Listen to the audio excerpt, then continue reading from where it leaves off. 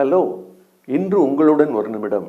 நம்முடைய வாழ்க்கையில் வரும் காரியங்களை நேர்மறையாக பார்ப்பது, எதிர்மறையாக பார்ப்பது என்று சொல்லி 2 வழிகள் இருக்கிறது என்று யோசிக்கிறோம். எதிர்மறையாக பார்ப்பதற்கு ஒரு முக்கியமான காரணம் ஒன்று உண்டு. எதிர்மறையாக நாம் ஏன் பார்க்கிறோம் என்று சொன்னால், நமக்குள் எழும்புகிற சந்தேகம். மனித வாழ்க்கையிலே சந்தேகம் இல்லாத மனிதர்களை பார்ப்பது அரிது. எந்த ஒரு காரியத்திலையும் நமக்கு லேசா சந்தேக பொறின்னு ஒன்று தட்டத்தான் செய்யும்.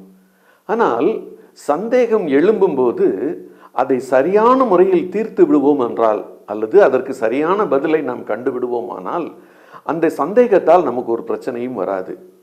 இங்கே என்னாகும் 13வது அதிகாரத்திலே சந்தேகம் ஏற்பட்டது உண்மைதான்.